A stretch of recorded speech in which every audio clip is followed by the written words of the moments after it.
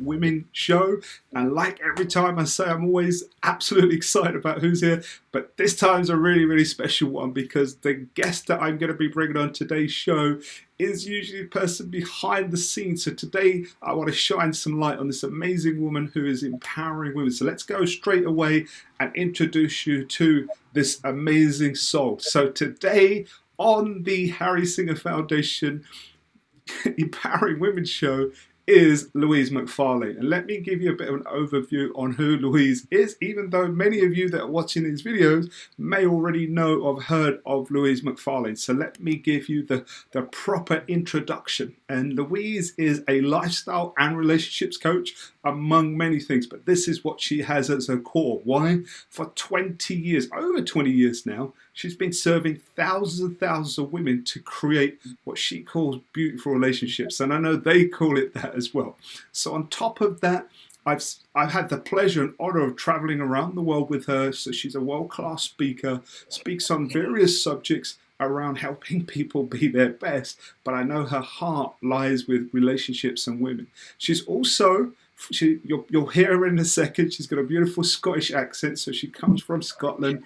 And she gets to serve many youth organisations in Scotland, but I've also witnessed her serving young people in Asia and around the world. So she has a wide spectrum, just like everybody has. But here's the other bit. Her links here with the foundation. She's been a coach at the Harry Singha Foundation Youth Leadership Summits. She's also, I want to be clear, she's been working with women in her own retreats and circles, and I'm sure she's going to share these stories because I got to experience and watch her having a circle in like one of the most remote parts of the world where it was just a group of women coming together. It was a beautiful fun. But on top of that, if you don't already know, she is also, we're so grateful to have her as the program director at the Harry Singha Foundation, which is a perfect match because her passion is serving women and we serve vulnerable women. And she has passion for serving youth. So it's a beautiful partnership. So if you're ever receiving anything from the foundation, now you'll know who Louise is. But let's make sure we're really clear that her mission and her life is to help other people to overcome their blocks so they can live what she calls beautiful lives. So without further ado, let's bring her on. Let's check if she's there. Louise, you there? I'm here. Hi, Harry, and really grateful to be here this morning. Yes, thank you for taking the invitation to get from behind the scenes to then come in front of the scenes, right? So it's an honor to have you here, Louise. But I've given people a little flavor of what you do. They'll probably know everything that you do at the Harry Singha Foundation. So let's get into who Louise is. Give people a little bit of the backstory, and then we'll focus on some of the magic moments around what you do at the moment. So go for it. Sure, and thank you for that, Harry. Really, my backstory seems to appear from, when I was really quite young, sort of the age of 9, 10 years old. But up to that point, life seemed to be great. I had the freedom, I had, family and friends around me all the time. And I just had a lot of fulfillment just doing the things that I loved, which was really, a lot was based around animals. It's another thing that I do love as well. But at the age of 10, I just remember one slight argument with my sister led to my parents having an argument. And then just shortly after that, my parents separated. I'm sure there were so many other reasons as well, but for me at that point, it felt like it was my fault. So initially there was a lot of guilt.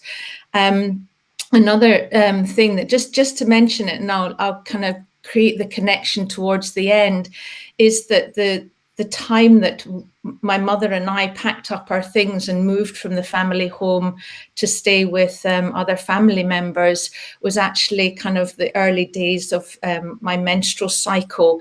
And it was actually, that was the reason I was allowed to stay off school when in fact we were leaving the home. So after that, it was 3 years, after the divorce, there was lots of times I could go and see my father, but there was conversations like, oh no, she's not ready to go and see him. Or times that I did go and see him, I just remember one day I was with him and he said, "Oh, we need to get you to learn to drive." And he put me in his car, in the driver's seat of the car, and was telling me how to drive. And I turned and looked at him going, "Dad, why are you doing this to me?" And he said, "Because you need to learn to drive. You're 17. I said, "No, Dad, I'm 13. I'm Louise, not my elder sister." So I felt even at that time I was beginning to, one, there was the guilt now that people were seeing me as somebody else and not as myself. So I kind of withdrew probably a little bit. And then even at school, I was always called by my sister's name. It was not just one sister, but sometimes both of them, by teachers and things. So I really didn't have that identity of who I was. And then at 15, came home from school to the sudden loss of my father, and was literally straight back at school, to which, as I was thinking about, it's actually people didn't know what to say to me. So again, I felt even more isolated. And of course, in hindsight, they just didn't know what to say. What do teenagers say to other teenagers when they hear that news? So then that's the point I thought, right, I really need to start thinking, if my father isn't going to be around, I need to start, stepping up and working hard, and career and being independent, and your finances started to become the topics of conversation. Get a career, get a good job, and have some, get money in the bank. But it was also that time when you're learning about relationships as well, that sort of 15, 16 to 18 years old. And I just suddenly, the conversations there were none about relationships, so, and when there was, it was really listening to other people's opinions about relationships. And they were things like, never trust a man, or never rely on a man to do anything, just do it yourself. So when you hear that over and over and over again, Harry, yourself, that it's just very much, is that true? And I did start to believe it was true. So even though I was, dating some incredible people, it didn't last, because there would be one thing that they would let me down, and then suddenly I would end the relationship. And would that reinforce that belief, don't trust it? Absolutely. And I think then the final straw for me at that age was, making that next step to leave school. My mother was about to get remarried, and there was a lot of pressure on me to go to college and etc., and leave the home, because mum was moving. So where was I going to go? So, and it wasn't till, probably 6 months to a year later, I realized that there had been a conversation. We need to get Louise to college. So I went to college, and then shortly after, a couple of months after leaving home, my mum got remarried, and it was a great day.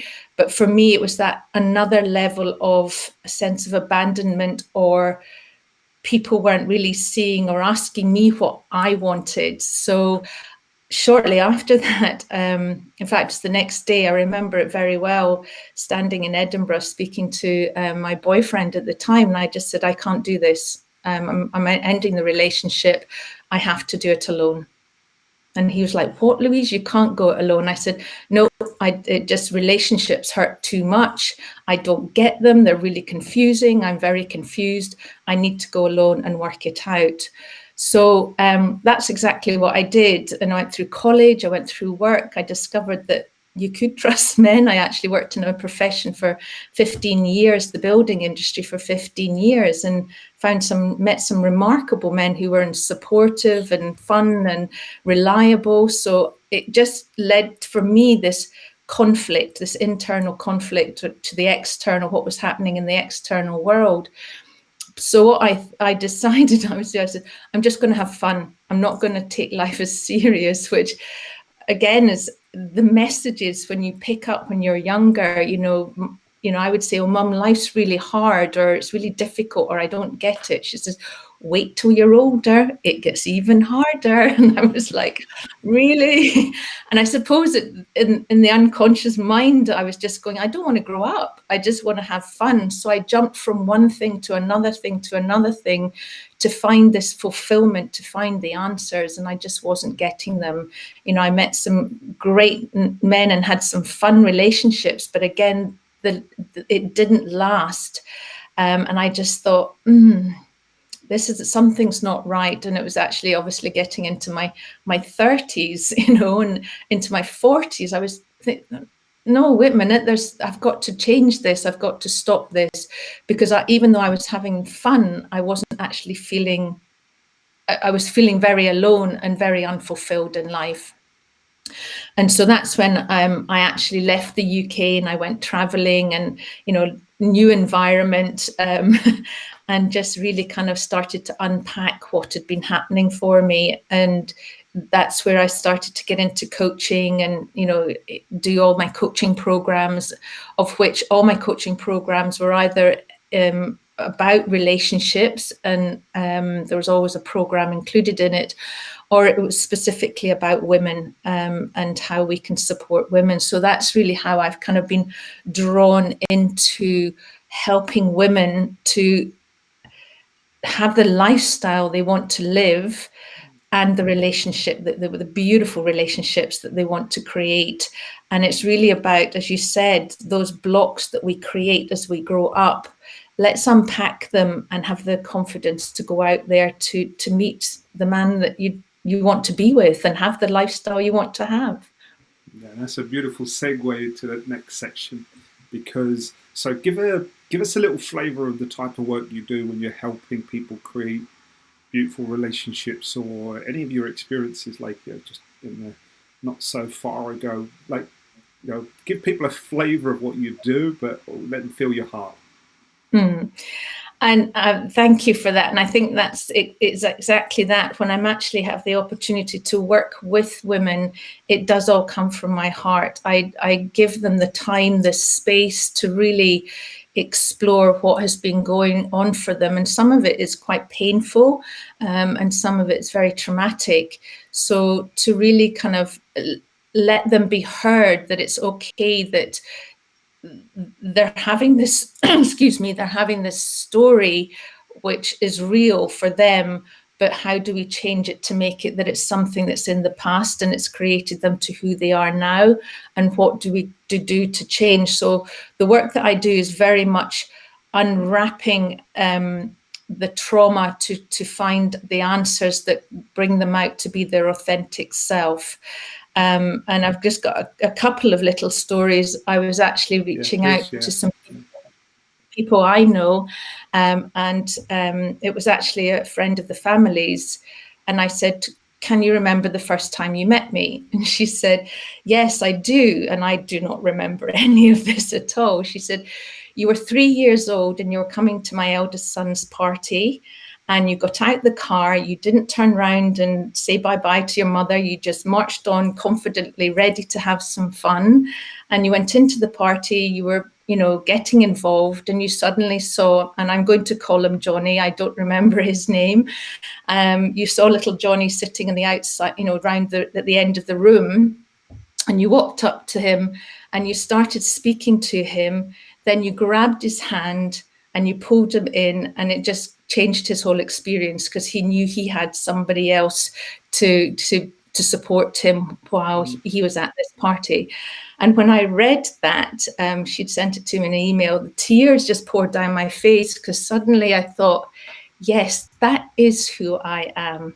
And I'd been trying to find all of that through all my travels and explorations. So that was really one experience that really started to help me connect with who I was, and probably how I'm very involved with helping young people as well as women and vulnerable women. But the other story is actually, she was a client of mine, and she was living in another country, and I was just trying to remember how we communicated in those days, because it wasn't as it was nowadays, like Zoom. And she had quite a traumatic upbringing.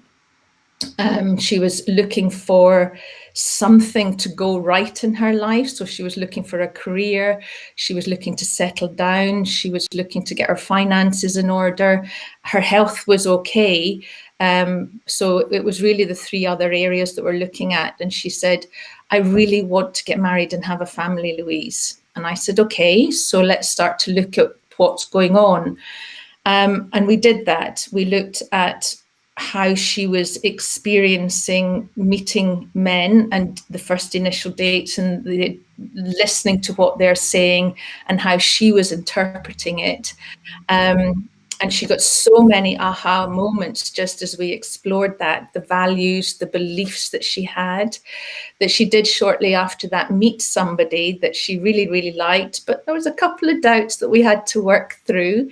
He lived in another country, so there was the long distance as well that they had to deal with. He was in a steady job, so she actually moved to see him for a period of time. Then she would go back to her country and come back to his country slightly later in that. But I worked with her predominantly, but when she was actually returning to her home country, I said, let's get the two of you together. And we worked through what they both needed. So it was very much the 6 human needs. We worked through every single one. How did each of them want them to be met? And it really gave them both huge amounts of clarity as to how they can support one another. And I think that's a valuable tool in a relationship, as you well know, Harry, in that it helps you really understand what the other person's needs are. And when you understand that person's needs, you can serve them and support them and love them the way that they want to.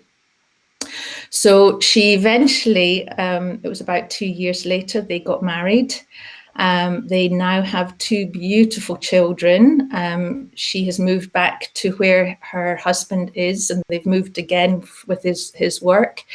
And I recently spoke to her, and she just reminded me that this year will be their 7th wedding anniversary. Wow.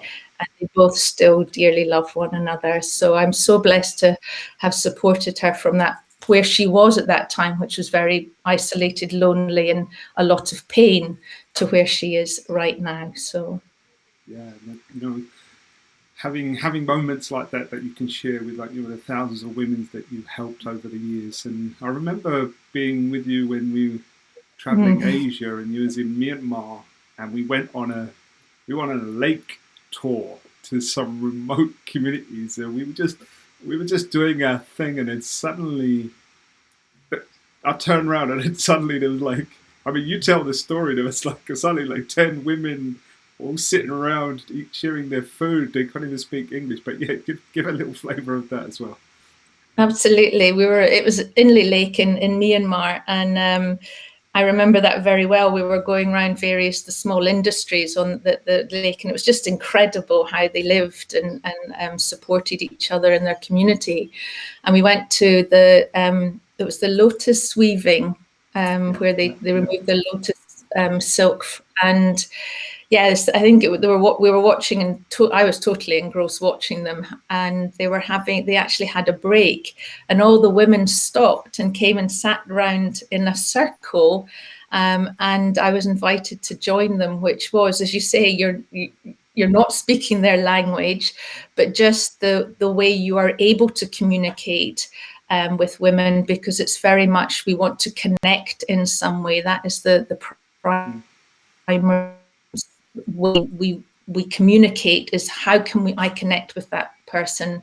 Is it by offering them something, or even just smiling? And I think for women, the most beautiful gift we have is actually when we smile and can do it authentically. It really makes us light up to then feel that the world is much more beautiful than it can be. Yeah, pure magic moment, because I remember thinking, I've seen you facilitate women's circles in corporations and doing it, and suddenly just turn around, and I mean, there was some women that are like in their late 90s and so on, all different ages, all sitting around there with the little Tupperware bits that they were sharing all their food, and suddenly there was Louise sitting in there, and I remember saying to the team, she's only going to run one of her circles, but it was beautiful to see. So, Louise, let's move into, because you've got like such a wide range of knowledge on different things that you can do to help women, whether they're vulnerable women or whether they're women who are having challenges in relationships.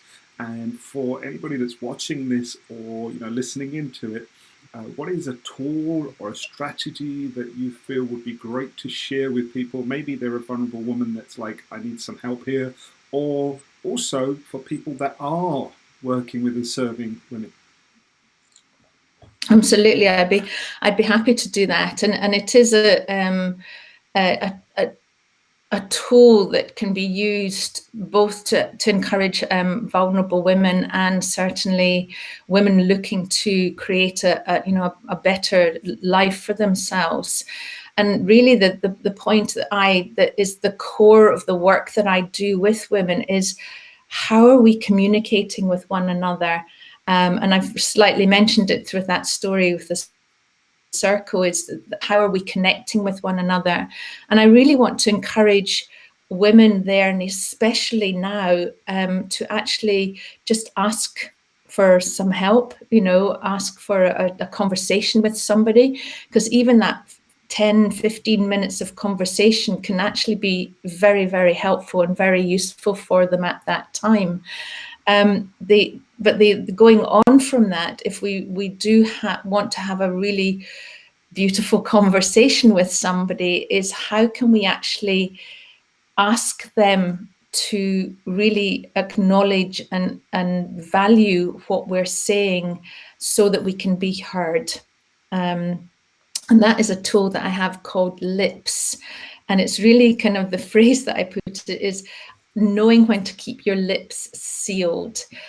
Because often when we are talking to one another, we're very much in our heads, we're trying to get solutions, we're trying to move on to the next thing because life is very busy, or we don't want to listen to somebody for too long. So we do these things. So there's some things I want you to think about doing, and there's a couple of things that I want you to avoid doing. So the L of the lips model is just listen. Just listen. Just give them the opportunity to talk and be there for them. Because if you are speaking to a woman, she needs to get things off her chest. She's obviously been holding on to things if she's not had people to talk to, and there's going to be a lot of emotion coming up first, predominantly, before she can really talk through what's going on for her. So please just listen.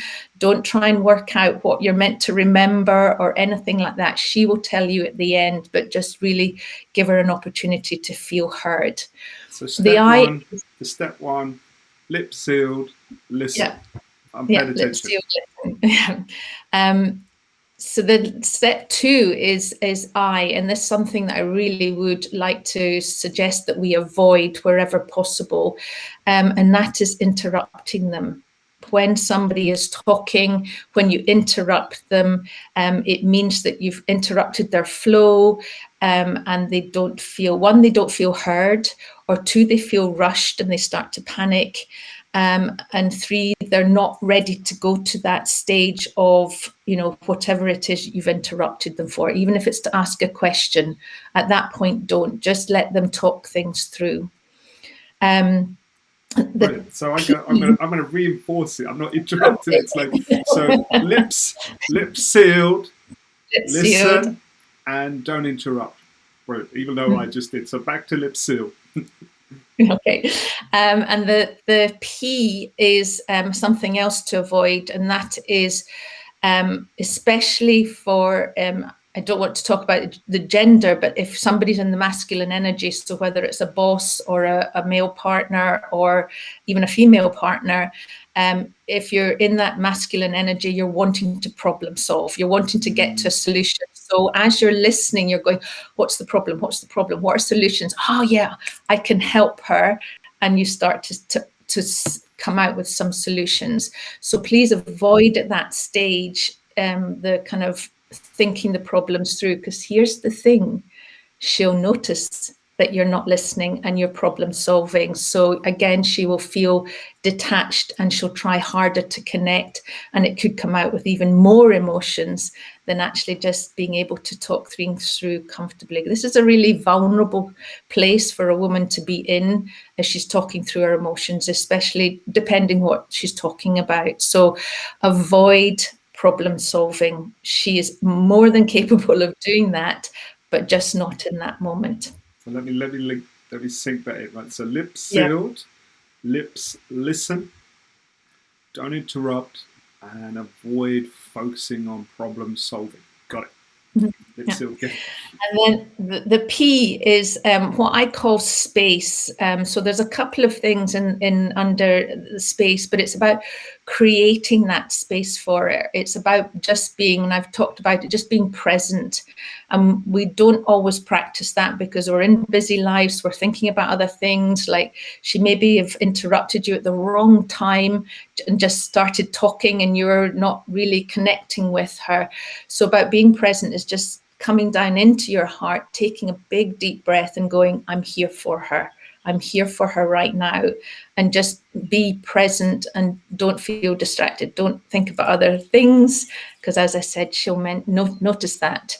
But the other key thing is that for women, our environments can be very noisy. They can be very busy, that she may actually take you to another room. She may actually dim down the lights. She may actually turn off, the television or something, so that she can actually feel safe in the space before she starts to open up and talk with you. So that's the last stage of knowing when to keep your. Let me check if I got all of this. So lips, LIPS means lips sealed, listening, not interrupting, not focusing on problem solving. And in fact, that last one was powerful because then you gave me a tool of, well, what am I focusing on? Like, what am I focusing on? If I don't focus on problem solving, I'm going to focus on problem solving. So then you gave me that focus on space, giving space and being present within that space. So beautiful. There we have it. Lips. That's a great model.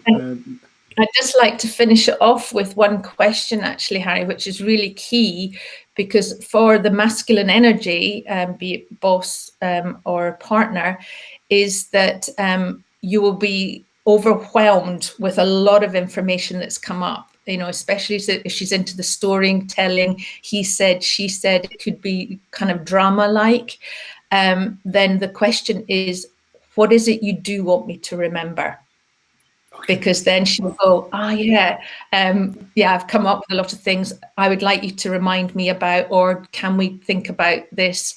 And it may not be at that time you do go into problem solving and finding solutions, because she will actually be quite exhausted after she's finished talking, especially if it's been emotionally charged. So the question is, what do you want me to remember about this conversation? And she will let you know. Yeah, really powerful, because it's like at that point there, you're just listening, and like, what's next? So what is it you'd love me to remember? Because like I always do say, like, sometimes the biggest pain for the person listening is when you said problem solving, and then it's that just literally being able to say, like, tell me more, right? You're thinking that's the last thing you want to say, tell me more, because it's like trying to capture it all. So that's a beautiful ending where you go, okay, just trusting that, let them keep going, and then at the end, be able to say, hey, what would you love me to remember? Right? So beautiful. Louise, I'm sure that was very useful for everybody, and they put it into action. So Louise, as we wrap up, what's the best way for people to just, because people will be able to access you through the Harry Singha Foundation, and we know it's about the YouTube shows, we know it's about our events with young people, the Youth Leadership Summits, the Women's Empowerment Programs, and even the charity partners. But if someone wanted to just see and catch up with you in regards to all the work that you do with women, what's the best way for them to do that other than the Harry Singha Foundation? Yeah, absolutely. And I'd love people to reach out to me if they're looking for some support. I actually am on Instagram and Facebook. I use the LJM coaching. So I'm sure if you type in that in either Facebook or Instagram, they will find me. I do have a group, a circle of women that I'm growing on in Facebook. So please send me a direct message about that. But the other important thing, and I think even more so right now after we've come through 2020 and things aren't going to settle as easily, as quickly as we would like them to. So I really would love some women, if they feel they want to have that conversation, to send me a message, and I can send them a link to just have a 15-minute connection call with me, so that they can actually get some things off their chest, or maybe even just that conversation is enough for them to take the next step that they need to. And you'll have your lips sealed as you do it, right? So beautiful. So we'll add all of those links. So when I say we, I know it's myself and Louise and the team. We'll make sure that's at the bottom of that thing for you, Louise, so people can follow on that and so, right? And so, Louise, I'm just going to end this and say thank you so much, not just for everything that you do at the foundation, but all the lives that you've served over the years, especially women, creating beautiful lives for them. So thank you for taking time out, and thank you once again for being on this side of the camera. All right? So let me wrap it up as I always do. And everybody, there we have it. That was Louise, and hopefully that inspired you to communicate better with women and guys around the world. Right?